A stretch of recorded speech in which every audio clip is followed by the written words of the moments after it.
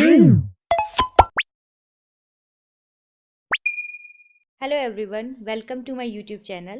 In today's video, we discuss chapter 1 of class 6th CBSE book. ये जो book आपको screen पे दिख रही है, इसी बुक का चैप्टर 1 आज हम डिस्कस करेंगे।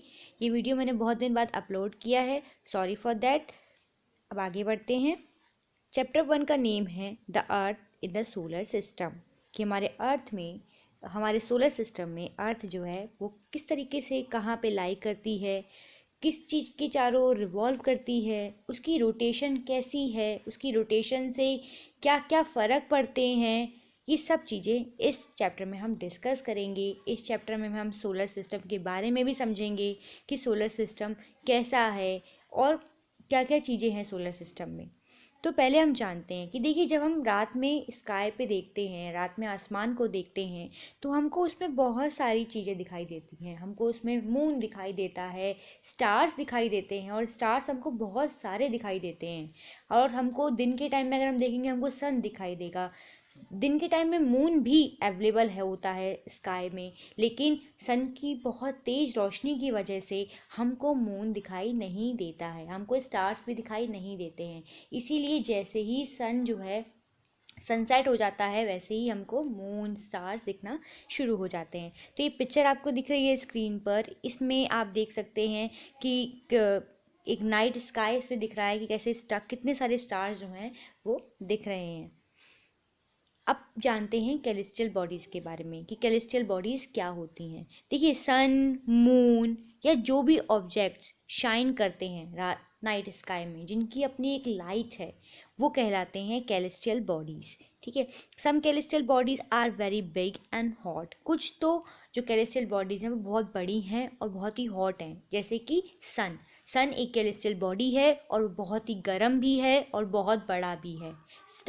स्टार्स भी एक कैलेस्टियल बॉडी हैं और वो बहुत गर्म हैं और बहुत बड़े हैं। अगर आप जानते हैं तो हमें ये पता है कि स्टार्स जो होते हैं वो इतने छोटे नहीं होते जितने हमको दिखाई देते हैं। वो बहुत बड़े हैं, वो मून से भी बड़े हैं, लेकिन वो हमसे बहुत दूर हैं, इस वजह से वो हमको छोटे दिखाई देते हैं।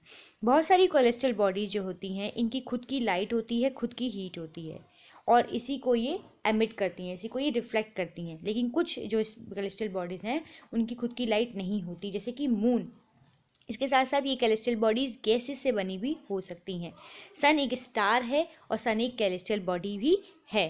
There countless stars in our solar system. तो एक काउंटलेस स्टार्स है हमारे सोलर सिस्टम में। हमारे सोलर सिस्टम में इतने स्टार्स हैं कि हमको काउंट नहीं कर पाते। और ये बेसिकली होता है जब भी हम रात को स्टार्स को काउंट करने बैठते हैं, तो वो हम काउंट नहीं कर पाते हैं, क्योंकि इतने सारे स्टार्स होते हैं कि हम कंफ्यूज हो जाते हैं। सिमिलरली हमारे सोलर सिस्टम में भी इतने सारे स्टार्स हैं और वो स्टार्स हमसे काफ़ी दूर है, इसलिए वो हमको बहुत छोटे दिखाई देते हैं। तो अब स्टार्स हमने देखे, बहुत सारे स्टार्स हमने मान लिए, बहुत सारे स्टार्स हमारे स्काई में हैं। ये स्टार्स आप देखेंगे तो एक पैटर्न बनाते हैं ये स्टार्स अक्सर। तो ये पैटर्न जो होता है, इनके अलग अलग नाम रखे गए हैं, और जो हमारे ज़ोडिएक साइंस होते हैं, यानी हमारी राशियाँ जो होती हैं, वो कहीं ना कहीं इन्हीं तरीके के स्टार से, इन्हीं स्टार के जो पैटर्न ये बना रहे हैं, इनसे जो है जुड़ी हुई हैं कहीं ना कहीं। इसके साथ अब मैं आपको कुछ कॉन्स्टेलेशन के बारे में बताती हूँ। देखिए, कॉन्स्टेलेशन क्या होता है। यहाँ हमने पढ़ा था कैलेस्टियल बॉडीज़ के बारे में, अब हम पढ़ेंगे कॉन्स्टेलेशन के बारे में। ये देखिए, तो कॉन्स्टेलेशन मतलब बहुत सारे स्टार्स हैं। ये स्टार्स मिलके मान लीजिए कोई पैटर्न बना रहे हैं। इस तरीके से अगर हम इनको ऐसे इमेजिनरी लाइन से जोड़ें तो हम कहेंगे कि भाई ये कुछ पैटर्न बना रहे हैं। इस तरीके के पैटर्न को जो स्टार्स के झुंड से मिलके बनता है, यानी कि काफ़ी सारे स्टार्स का ग्रुप है और उसके ग्रुप में हमने देखा कि वो एक कुछ पैटर्न बना रहा है, तो इसे कहते हैं कॉन्स्टेलेशन। क्या कहते हैं? कॉन्स्टेलेशन कहते हैं। ये पैटर्न अलग अलग तरीके के हो सकते हैं और इनका नाम भी अलग अलग रखा गया है। कुछ कॉन्स्टेलेशन के नेम हैं, जैसे कि उर्सा मेजर है, बिग बियर है, ये कुछ कॉन्स्टेलेशन के नेम हैं। इसके साथ साथ जो सबसे आसानी से कॉन्स्टेलेशन दिखाई देता है हमारे नाइट स्काई में, वो कहलाता है सप्तऋषि। सप्तऋषि एक कॉन्स्टेलेशन है जो हमको आसानी से दिखने को मिल जाएगा। सप्तऋषि क्या है? एक 7 स्टार्स का ग्रुप है। तो ये 7 स्टार्स का ये ग्रुप कहलाता है सप्तऋषि। जैसे जो माना जाता है कि 7 सेजेस हैं, मतलब कि एंशिएंट टाइम में ऐसा माना जाता था, पहले के लोग, या हमारी माइथोलॉजीज़ में, हमारी किताबों में लिखा हुआ है कि ये 7 स्टार जो हैं ये 7 ऋषियों को रिप्रेजेंट करते हैं। और ये सप्तऋषि जो पैटर्न है ये एक बहुत बड़े पैटर्न उर्सा मेजर का पार्ट है। मान लीजिए ये सारा मिलाकर उर्सा मेजर बन गया और इसके 7 स्टार्स मिलाकर क्या बन गए, सप्तऋषि बन गए। North pole indicates north direction. अब हम नॉर्थ पोल की बात करेंगे तो देखिए एक स्टार होता है नॉर्थ स्टार, यहाँ पे आपको इस पिक्चर में दिख रहा होगा। तो ये नॉर्थ स्टार जो होता है ये हमेशा नॉर्थ डायरेक्शन में ही निकलता है, नॉर्थ डायरेक्शन में ही ये आपको दिखेगा।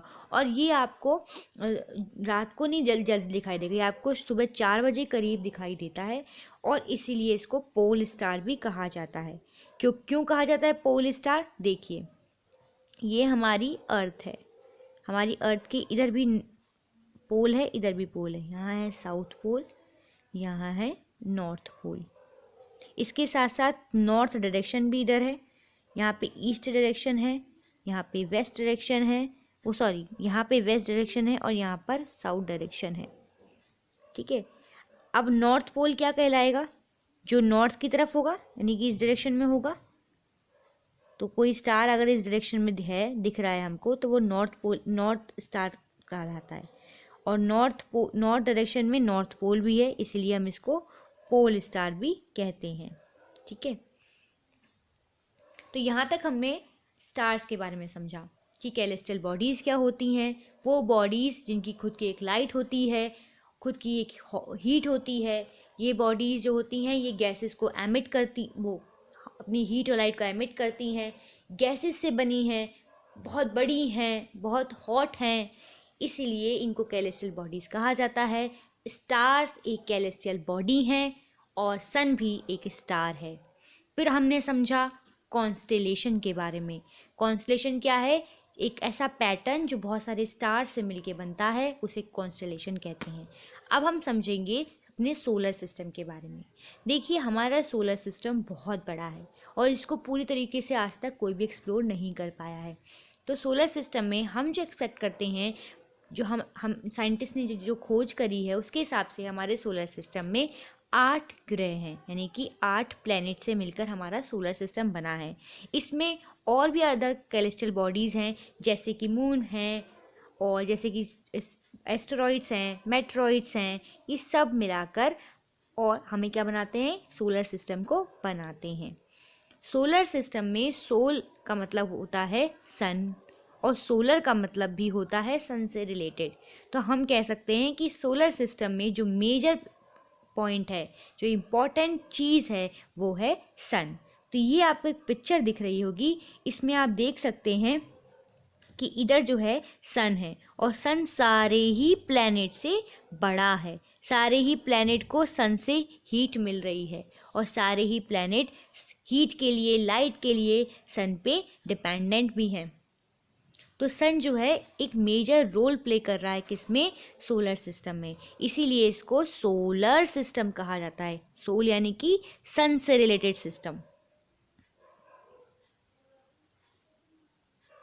हमारे सोलर सिस्टम में 8 प्लैनेट हैं, ये हमें ध्यान रखना है। सैटेलाइट्स हैं, सैटेलाइट मतलब नेचुरल सैटेलाइट्स यानी कि मून। एस्टेरॉइड्स हैं, मेटेरॉइड्स हैं, ये सब चीज़ें हैं।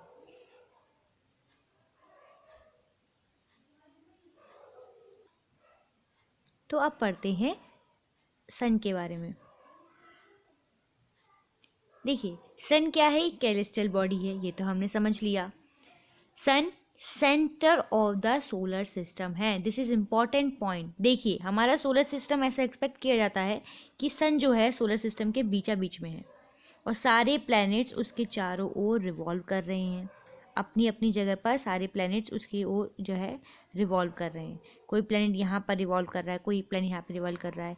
बीच बीच में एस्ट्रॉइड्स घूम रहे हैं, फ्लोट कर रहे हैं आई मीन, और मेट्रॉइड्स फ्लोट कर रहे हैं। ठीक है, तो सन क्या है? Centre of the solar system है। सन एक स्टार भी है। सन कोई प्लैनेट नहीं है, स्टार है, क्योंकि वो एक कैलेस्टियल बॉडी है, उसकी खुद की एक लाइट है, वो उसकी खुद की एक हीट है। ठीक है, सन एक्सट्रीमली हॉट गैसेस से मिलकर बना है। सन हमारा जो है वो बहुत ज़्यादा गर्म है, बहुत ज़्यादा गर्म गैसेस से वो मिलकर बना है। ये एक ऐसी फोर्स प्रोवाइड करता है, एक ऐसी फोर्स है इसमें, एक मैग्नेट की तरह काम कर रहा है जो कि सारे प्लैनेट्स को अपनी तरफ जो है खींच के रखे हुए है। जैसे मान लीजिए बहुत सारे यहाँ पे लोहे की चीज़ें पड़ी हुई हैं। अब कोई बीच में अगर मैं मैग्नेट रख दूंगी तो क्या होगा, मैं मैग्नेट को अगर मूव करूंगी तो ये लोहे की चीज़ों में भी कहीं ना कहीं मूवमेंट होगा, क्योंकि एक फोर्स है, एक मैग्नेटिक फोर्स है, एक मैग्नेटिक फोर्स जो इन सब चीज़ों को जो है, इन सब लोहे की चीज़ों को कहीं ना कहीं मूव करेगी, खींचेगी अपनी तरफ। इसी तरीके से सन जो है वो भी एक मैग्नेटिक फोर्स की तरह, एक पुलिंग फोर्स की तरह पूरे सोलर सिस्टम को बांध के रखे हुए हैं। जैसे हमारे घर में हमारे सबसे घर के जो बड़े होते हैं, दादाजी होते हैं, दादी होती हैं, यह करते हैं, हमारे चाचा, हमारे ताऊ जी, हमारी बुआ, इन सब घर के मेंबर्स को एक साथ बांध के रखते हैं। इसी तरीके से सोलर सिस्टम भी इस पूरे सन भी इस पूरे सोलर सिस्टम का हेड है और उसका काम है सारी चीज़ों को बांध के रखना। इसकी खुद की लाइट है, हीट है। इसके साथ साथ इस सन के पास इतनी ज़्यादा हीट है, इतनी ज़्यादा लाइट है कि वो अगर हम सन के पास जाएंगे तो वो सहन नहीं कर सकते। सन जो है हमसे काफ़ी दूर है, लेकिन फिर भी हमें देखें कितनी ज़्यादा हीट उसकी आसानी से मिल जाती है। गर्मियों में हम कहते हैं ना बहुत तेज़ गर्मी हो रही है, वो तो सन की 0.1% भी हीट नहीं होती है। ठीक है, इसके साथ साथ सन हमारा नियरेस्ट स्टार है। सन जो है एक स्टार है और सबसे करीब जो स्टार है हमारे वो सन है। सन लगभग हमसे 150 मिलियन किलोमीटर दूर है और सारे प्लैनेट सन के चारों ओर घूमते हैं। ये सन के बारे में है। अब हम पढ़ते हैं प्लैनेट्स के बारे में। ये हमने जाना कि हमारे सोलर सिस्टम में 8 प्लैनेट्स हैं और 8 प्लैनेट जो हैं वो सन के चारों ओर रिवॉल्व कर रहे हैं। प्लैनेट्स की अपनी लाइट नहीं होती है, वो कैलेस्टियल बॉडी होते हैं पर उनकी खुद की कोई लाइट और हीट नहीं होती है, वो दूसरे की हीट और लाइट पर डिपेंडेंट है, लाइट पे डिपेंडेंट हैं। और यानी कि स्टार्स की, देखिए किसी भी प्लैनेट की हीट और लाइट नहीं होती है, किसी भी प्लैनेट में हमेशा स्टार्स में ही हीट और लाइट होती है उनकी खुद की। तो सारे प्लैनेट्स किस पे डिपेंडेंट है, स्टार्स पे डिपेंडेंट है, यानी कहीं ना कहीं सन पे डिपेंडेंट है, क्योंकि सन ही सब प्लैनेट्स का नियरेस्ट स्टार है। प्लैनेट वर्ड जो है एक ग्रीक वर्ड प्लैंटिया से निकल के आया है, जिसका मतलब होता है वंडर्स। अर्थ भी एक प्लैनेट है और अर्थ ही एक ऐसा प्लैनेट है पूरे सोलर सिस्टम में जिसमें लाइफ जो है वो लाइफ कंडीशंस हैं, यानी कि रहने, जीवित रहने की कंडीशंस वहाँ पे हैं। क्यों? क्योंकि अर्थ पर एयर है, अर्थ पर वाटर है, अर्थ पर टेम्परेचर जो मॉडरेट है, अर्थ पर जो है एटमॉस्फेयर हम कह सकते हैं है। ये सब चीज़ें क्या बनाती हैं, अर्थ को एक सही रहने की जगह बनाती हैं। सन हमारा नियरेस्ट प्लैनेट है, ये हमने समझ लिया है। अब आगे बढ़ते हैं। तो ये पिक्चर आपको दिख रही होगी, इसमें आप देखेंगे कि ये पिक्चर आधी है, ये पिक्चर साइड व्यू है। वैसे रियल में क्या है, सन बीच में है और सारे प्लैनेट्स ऐसे उसके चारों ओर रिवॉल्व कर रहे हैं। ठीक है, तो ये पिक्चर कहाँ से ली गई है, इसे साइड व्यू लिया गया है। तो अगर मैं इस पिक्चर में देखूँ तो आप देखिए ये क्या है, ये सन है। सबसे पहला प्लैनेट है मरकरी जो सन के सबसे पास है, फिर है वीनस, फिर है अर्थ, अर्थ यानी कि हमारा प्लैनेट जो 3rd नंबर पे है, फिर है मार्स, फिर है जुपिटर, फिर है सैटर्न जिसमें रिंग्स हैं। जुपिटर में भी रिंग्स हैं लेकिन छोटी हैं, और जुपिटर पूरे सोलर सिस्टम का सबसे बड़ा प्लैनेट है। और सबसे गर्म प्लैनेट है वीनस, सबसे बड़ा है जुपिटर, फिर है यूरेनस और लास्ट में है नेपच्यून। सब प्लैनेट जो हैं वो अलग अलग तरीके से अलग अलग पोजीशन पे सन को रिवॉल्व करते हैं, सन के चारों ओर घूमते हैं, अलग अलग टाइम ड्यूरेशन में ये सन का चक्कर कंप्लीट कर पाते हैं। तो देखिए मरकरी सन के बिल्कुल पास है तो ये जल्दी से चक्कर कंप्लीट कर लेता है सन का। वीनस थोड़ा दूर है तो उसको टाइम लगता है, हमको 1 साल लगता है पूरा पूरा, हमारी अर्थ को 1 साल लगता है। मार्स को थोड़े से ज़्यादा टाइम लगता है, जुपिटर को और लगता होगा।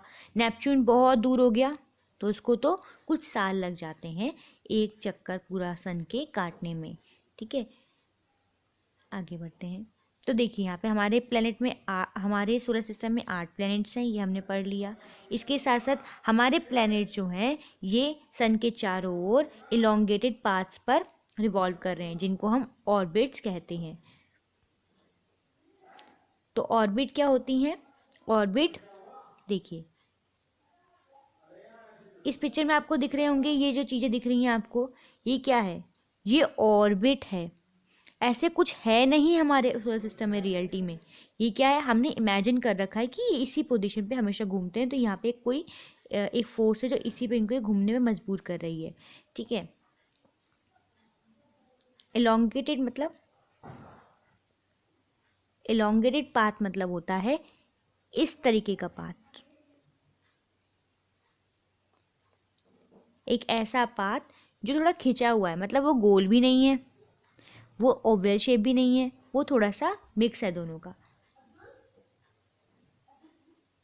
नियरेस्ट प्लैनेट है सन का, और लगभग 88 डेज में अपना एक राउंड सन के चारों ओर कंप्लीट कर लेता है।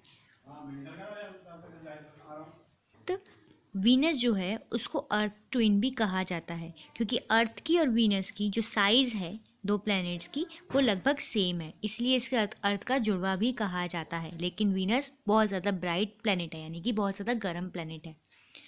हमारे यहाँ ऐसा नहीं है कि सिर्फ 8 ही प्लैनेट है, पहले 9 प्लैनेट भी हुआ करते थे। प्लूटो भी एक प्लैनेट माना जाता था, लेकिन 2006 में इसको प्लैनेट की लिस्ट से हटा दिया गया, क्योंकि वो बहुत ज़्यादा पीछे हो जाता था, बहुत ज़्यादा दूर हो जाता था। जुपिटर, सैटर्न, यूरेनस की अराउंड रिंग्स हैं, ये मैंने आपको बता ही दिया। अब हम अर्थ के बारे में पढ़ते हैं। देखिए अर्थ 3rd प्लैनेट है हमारे सन के चारों ओर। इसकी साइज़ जो है, साइज़ के हिसाब से ये 5th लार्जेस्ट प्लैनेट है, यानी कि सबसे बड़ा, 5वें नंबर पे आता है किसमें? साइज़ के हिसाब से। और वैसे ही ये पोजीशन के हिसाब से 3rd नंबर पे आता है। अर्थ की जो शेप है वो जियोड शेप है। जियोड मतलब होता है एकदम गोल भी ना होना और एकदम ओवल शेप भी ना होना। कैसी शेप होना? जो बीच में से तो गोल है और ऊपर से थोड़ी सी बैंड है, इस तरीके की शेप। ठीक है, यानी कि ऊपर से तो थोड़ी सी फ्लैट एंड है और बीच में से एकदम गोल है, इसे कहते हैं जियोड शेप। क्योंकि हमारे इधर का क्या है, हमारे यहाँ पे नॉर्थ पोल और साउथ पोल है। यहाँ पे कंडीशन जो हैं फेवर हैं लाइफ के लिए। हमारी अर्थ ना तो ज़्यादा गर्म हो सकती है ना ज़्यादा ठंडी हो सकती है।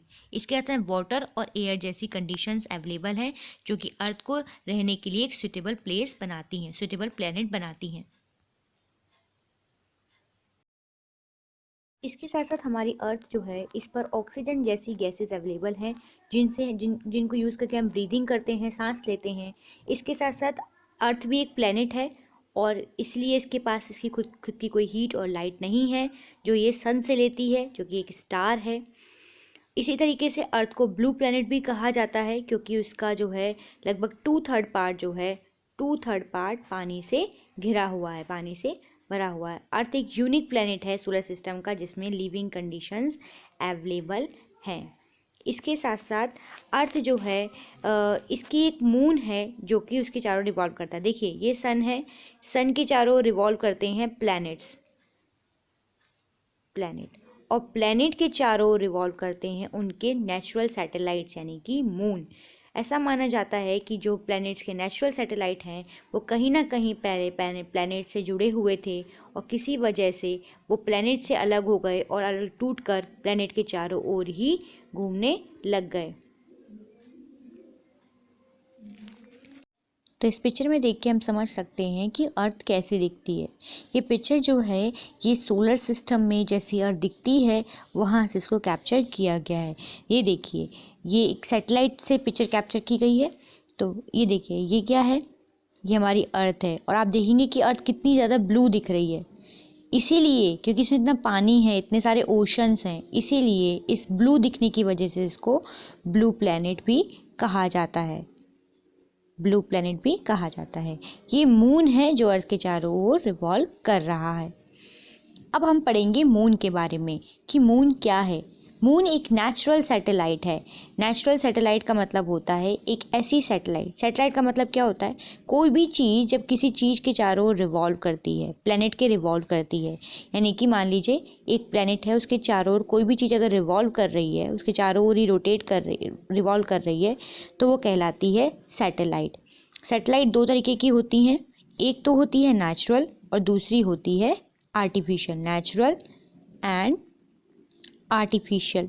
आर्टिफिशियल यानी कि जो ह्यूमन ने बनाई है, जैसे कि हमने अभी बहुत सारी सैटेलाइट्स लॉन्च कर रखी हैं, जो कि बहुत सारी सैटेलाइट हमने जो है सोलर सिस्टम में डाल रखी हैं, जो हमारे अर्थ के चारों ओर घूमती हैं, और इन्हीं सैटेलाइट से हमको कम्युनिकेशन के लिए नेटवर्क्स मिलते हैं। इन्हीं सैटेलाइट की वजह से हम एक जगह से दूसरी जगह आसानी से बात कर पाते हैं। और नेचुरल सैटेलाइट मतलब क्या होता है? ऐसे सैटेलाइट्स जो कि नेचुरली बनी हैं, उनको किसी ने नहीं बनाया है, और वो भी अर्थ के चारों ओर रोटेट कर रही हैं, यानी किसी भी प्लेनेट के चारों ओर रिवॉल्व कर रही हैं। सॉरी, रोटेट नहीं, रिवॉल्व कर रही हैं। तो सैटेलाइट क्या है? एक ऐसी कैलेस्टियल बॉडी जो कि किसी भी प्लेनेट के चारों ओर रिवॉल्व करती है, उसी तरीके से जिस तरीके से एक प्लेनेट सन के चारों ओर रिवॉल्व करता है। मैंने आपको अभी बताया था कि जैसे ये सन है, इसके चारों ओर रिवॉल्व करेगा प्लेनेट, और प्लेनेट के चारों ओर रिवॉल्व करेगा मून। मून या नेचुरल सैटेलाइट या ह्यूमन मेड सैटेलाइट। बेसिकली क्या होता है कि जो मून होते हैं वो नेचुरल सैटेलाइट होते हैं। अर्थ का एक ही मून है, यानी कि अर्थ का एक ही नेचुरल सैटेलाइट है। बहुत सारे ऐसे प्लैनेट्स भी हैं जिनकी एक से ज़्यादा सैटेलाइट्स हैं, एक से ज़्यादा मून हैं। इसके साथ साथ अगर मून के एरिया की बात करूँ, मून के अगर शेप की बात करूँ, तो मून भी अर्थ की लगभग शेप का ही है, और मून का जो साइज़ है वो 1/4 है। किससे? अर्थ के साइज से। ये हमको इसीलिए इतना बड़ा दिखाई देता है क्योंकि ये हमारे बहुत करीब है। अगर मून की बात करूं तो ये अर्थ है, और अर्थ के बिल्कुल पास है मून, तो इसलिए हमको बहुत बड़ा दिखाई देता है। स्टार जो है वो बहुत दूर है, इसलिए हमसे बहुत दूर दिखाई देते हैं, बहुत ही छोटे दिखाई देते हैं। अर्थ से मून की डिस्टेंस जो है वो कितना है? इतना है 3,84,400 किलोमीटर का। बस इतना सा डिस्टेंस है। ओके, अब देखिए मून जो है वो अपना एक चक्कर, यानी कि अर्थ के चारों ओर एक रिवोल्यूशन का चक्कर जो है 27 डेज में कंप्लीट कर लेता है, और अपना एक रोटेशन भी उसको, यानी कि अपनी एक जगह पर उसको घूमने में भी लगभग इतना ही समय लगता है। समझ में आया कि अर्थ जो ये मून है, तो ये मून बार बार अपनी जगह पर रोटेट नहीं करता है, ठीक है, अपनी एक्सिस पे रोटेट नहीं करता है, ये बस ऐसे ही घूमता रहता है। जैसे मान लीजिए ये अर्थ है, तो ये मून जो है ना वो ऐसे रोटेट नहीं करेगा, ये ऐसे ही रहेगा, एक तरफ फेस ही रहता है इसका, एक ही फेस जो है इसका वो दिखता रहेगा मून की तरफ, और जब ये यहाँ पे आ जाएगा तब इसका फेस चेंज होगा। तो ये क्या है? ये हमारे जो है क्या है? ये मून है, इस तरीके से रोटेट करता है 27 डेज में, एक अपना जो रिवॉल्यूशन है कंप्लीट कर लेता है। मून पर फेवरेबल कंडीशंस नहीं है लाइफ के लिए, वहाँ पे बहुत ज़्यादा माउंटेन्स हैं, प्लेन्स एरियाज और डिप्रेशन एरियाज भी हैं, लेकिन क्या है कि वहाँ पे एयर नहीं है, वहाँ पे वाटर नहीं है। मून पर हमको बड़े बड़े से डिप्रेशन दिखाई देते हैं, या फिर हमको शेडोज दिखाई देती हैं। ये वहाँ पर बड़े बड़े जो गड्ढे हैं वो उनकी शेडो है, माउंटेन्स हैं बहुत बड़े बड़े, उनकी शेडो है। ठीक है, अब हम आगे बढ़ते हैं। तो ये इस पिक्चर में आपको आराम से अच्छे से सब समझ में आ जाएगा कि मैं क्या कहना चाह रही हूँ। देखिए इस पिक्चर में आपको मून की पिक्चर भी अच्छे से दिख रही होगी। इस मून पे आपको दिख रहा होगा ये कुछ ब्लैक ब्लैक स्पॉट से हैं, ये स्पॉट्स नहीं है, ये सब शेडो हैं, बड़े बड़े माउंटेन्स की शेडो हैं और बड़े बड़े गड्ढे हैं ये। इसके साथ साथ ये जो सोलर सिस्टम की पिक्चर है, इसमें देख के भी आप समझ सकते हैं, यहाँ पे बीच में सन है, सन के चारों ओर एक प्लेनेट रिवॉल्व कर रहा है, यानी कि अर्थ रिवॉल्व कर रहा है। इसके साथ साथ अर्थ के चारों ओर मून रिवॉल्व कर रहा है। अर्थ अपनी जगह पे रोटेट भी कर रहा है, लेकिन मून अपनी जगह पे रोटेट नहीं करेगा। मून जो है वो एक ही फेस अर्थ को दिखाता रहता है और इसी फेस पे वो रिवॉल्व अर्थ को करता रहता है। इस पिक्चर में आप समझ सकते हैं, देखिए यहाँ पे रिवॉल्यूशन का साइन बना है, यहाँ पे रिवॉल्यूशन का साइन बना है, और यहाँ पे रोटेशन का साइन बना है। अब हम पढ़ेंगे एस्ट्रॉइड्स के बारे में। एस्ट्रॉइड मतलब होता है कुछ ऐसे छोटे छोटे पार्ट्स हैं, मान लीजिए कोई स्टार है या कोई प्लेनेट है या कोई सैटेलाइट है, यानी कि मून है, मून की बात हो रही है यहाँ पे, सैटेलाइट में नेचुरल सैटेलाइट की बात हो रही है।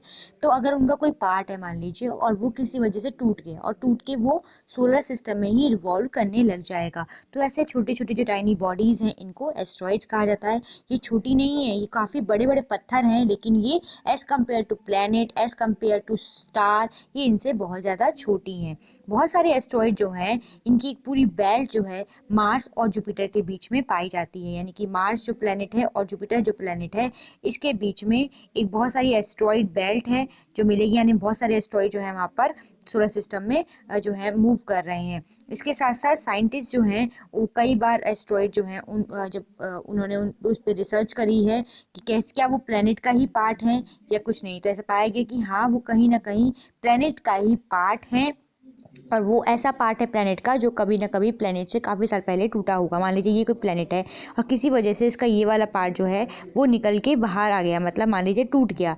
अब इतना प्लेनेट जो पार्ट जो है ये अर्थ पूरी सोलर सिस्टम में रिवॉल्व करता रहेगा एज एस्ट्रॉइड। अब हम और इस तरीके से आप पिक्चर में समझ सकते हैं कि एस्ट्रॉइड कैसे दिखते हैं। इस तरीके की इनके एस्ट्रॉइड जो हैं इस तरीके की शेप होती है और इसी तरीके इनका जो है टेक्सचर होता है। और साइंटिस्ट ने इनके ऊपर रिसर्च करी, यानी कि इनकी सॉइल देखी है, इनका टेक्सचर देखा है और पता लगाया गया है कि भाई कैसे ये बने होंगे। तो जो जिस तरीके का इनका टेक्सचर या फिर जिस तरीके की इनकी फॉर्मेशन की हिस्ट्री रही है सेम वो प्लैनेट के जैसी है। इसका मतलब ये है कि कहीं ना कहीं ये प्लैनेट से टूटकर ही बने हैं। अब हम पढ़ेंगे मेट्रॉइड्स के बारे में। मेट्रॉइड्स एस्ट्रॉइड जैसे ही हैं, ये कुछ स्मॉल पीसीज हैं रॉक्स के जो सन के चारों ओर घूमते हैं, सन के आसपास घूमते हैं। कभी कभी ये मेट्रॉइड अर्थ के नियर भी आते हैं और कभी कभी मेट्रॉइड अर्थ पे गिर भी जाते हैं और फ्रिक्शन होने की वजह से एक जो है फ्लैश ऑफ लाइट ये क्रिएट करते हैं। मेट्रॉइड काफ़ी छोटे होते हैं। देखिए एस्ट्रॉइड अगर इतना बड़ा है तो मेट्रॉइड बहुत छोटा सा होगा, ठीक है। मेट्रॉइड्स कुछ छोटे छोटे पत्थर से हैं, बहुत छोटे छोटे बारीक पत्थर हैं जो कि सन के चारों ओर घूम रहे हैं या फिर वो खुले घूम रहे हैं। एस्ट्रॉइड कैसे घूम रहे हैं? एस्ट्रॉइड एक रो में घूम रहे हैं, ठीक है, मूव कर रहे हैं, लेकिन मेट्रॉइड्स अलग अलग घूम रहे हैं, कोई यहाँ है कोई वहाँ है। इसके साथ साथ मेट्रॉइड जब अर्थ पर गिरते हैं तो अर्थ में क्या है, फ्रिक्शन होने की वजह से अर्थ की बहुत सारी लेयर्स हैं एटमॉस्फेयर की। मान लीजिए कोई मेट्रॉइड यहाँ से एंटर हुआ तो यहाँ पे ऐसे आते आते क्या होगा, जल जाएगा, और जब जलता है वो तो फ्लैश ऑफ लाइट भी बनाता है। लेकिन ऐसा भी माना जाता है कि बहुत साल पहले जब डायनासोर्स थे तब कोई मेट्रॉइड ही अर्थ पर गिरा था और उसने पूरी जो है अर्थ को तबाह कर दिया था, पूरे डायनासोर्स को मिटा दिया था। ये देखिए ये मेट्रॉइड्स हैं। तो मेट्रॉइड्स थोड़े अलग हैं, ये छोटे हैं as compare to asteroids. Meteoroid छोटे होते हैं। अब हम गैलेक्सी के बारे में समझते हैं। तो अभी हमने पढ़ लिया किसके बारे में, हमने पढ़ लिया कैल्सियस बॉडी, कॉन्स्टेलेशन के बारे में, सोलर सिस्टम के बारे में, प्लैनेट के बारे में, अर्थ के बारे में, सन के बारे में और नेचुरल सैटेलाइट के बारे में, एस्ट्रॉइड के बारे में, मेट्रॉइड के बारे में। अब हम पढ़ेंगे गैलेक्सी के बारे में। बिलियंस ऑफ स्टार्स से मिलकर बनती है गैलेक्सी, यानी कि अगर कोई ऐसा झुंड है बहुत सारे स्टार्स का, बिलियंस ऑफ स्टार्स का, क्लाउड्स का, डस्ट का और गैसेस का, इन सब से मिलकर बनती है एक गैलेक्सी। बहुत सारी गैलेक्सी है हमारे यूनिवर्स में। हमारे यूनिवर्स में बहुत ही ज़्यादा गैलेक्सी हैं। ये मान लीजिए कि हमारा सोलर सिस्टम जो कि इतना बड़ा है ये एक मिल्की वे गैलेक्सी का पार्ट है। और मिल्की वे गैलेक्सी यानी कि उस पूरी मिल्की वे गैलेक्सी जिसमें बिलियंस ऑफ स्टार्स हैं, बिलियंस ऑफ डस्ट गैसेस और डस्ट है, गैसेस हैं, इसका एक छोटा सा पार्ट है क्या, हमारा सोलर सिस्टम जो खुद में इतना बड़ा है। यानी कि अगर मैं कहूँ कि बहुत सारी गैलेक्सी हैं तो कितना ज़्यादा बड़ा है हमारा पूरा यूनिवर्स। हमारा जो मिल्की वे गैलेक्सी है ये मिल्की वे इसलिए कही जाती है क्योंकि जब इसको दूर से आप देखेंगे तो आपको ऐसा लगेगा जैसे कि बहुत सारे सितारों की क्या है, गंगा बह रही है। गंगा एक प्रमुख नदी है हमारे इंडिया में, तो इसलिए इसको आकाश गंगा भी कहा जाता है। तो ये आप पिक्चर में देख सकते हैं। देखिए ये एक गैलेक्सी की पिक्चर है, ठीक है, ये एक गैलेक्सी की पिक्चर है। ये एक गैलेक्सी से मिल्की वे गैलेक्सी की पिक्चर है। ये देखिए इसमें कितने सारे स्टार्स हैं और इसमें से कहीं ना कहीं छोटा सा कोई पार्ट होगा जिसमें हमारा सोलर सिस्टम होगा। तो हमारी खुद की गैलेक्सी ही इतनी बड़ी है और इसके साथ साथ इतनी सारी गैलेक्सीज हमारे पूरे यूनिवर्स में हैं। तो हमारा जो सोलर सिस्टम है ये हमारी समझ से भी बहुत ज़्यादा है, बहुत ही ऊंचा है, बहुत ही ज़्यादा है, बहुत ज़्यादा एक्सपेंडेड है, ठीक है। तो इसके अब हम पढ़ते हैं लास्ट में आर्टिफिशियल सैटेलाइट्स के बारे में। अभी तक हमने नेचुरल सैटेलाइट पढ़ लिया और अब हम पढ़ेंगे आर्टिफिशियल सैटेलाइट्स के बारे में। ये मैं आपको बता ही चुकी हूँ कि सैटेलाइट्स क्या होती हैं। कोई भी ऐसी चीज़ जो कि किसी भी प्लेनेट के चारों ओर रिवॉल्व कर रही है वो कहलाती है सैटेलाइट्स, ठीक है। और आर्टिफिशियल सैटेलाइट मतलब कि ऐसे सैटेलाइट जो कि ह्यूमन ने बनाई है, ह्यूमन ने डिज़ाइन करी है, एक आर्टिफिशियल बॉडी है जो ह्यूमन ने बनाई है, अपने काम के लिए बनाई है। इसको हम बहुत सारी चीज़ों के लिए यूज़ करते हैं, कम्युनिकेशन के लिए यूज़ करते हैं, किसी चीज़ को चलाने के लिए यूज़ करते हैं, हम किसी से आज आसानी से बात क्यों कर पाते हैं, कोई कितना भी दूर हो? सैटेलाइट्स की वजह से। हम जीपीएस में कहीं भी कोई भी चीज़ क्यों ढूंढ पाते हैं? सैटेलाइट की वजह से। इंटरनेट चलता है सैटेलाइट्स की वजह से। ये सब चीज़ें जो हैं सैटेलाइट की वजह से पूरी हो पा रही हैं। तो आर्टिफिशियल सैटेलाइट जो हैं ये भी हमारी अर्थ के चारों ओर रिवॉल्व करती हैं और ये बहुत अधिक मात्रा में हमारे चारों ओर अर्थ के रिवॉल्व करती हैं। इस तरीके की कुछ सैटेलाइट्स होती हैं। अलग अलग इनका टेक्सचर हो सकता है, अलग अलग इनका साइज़ हो सकता है।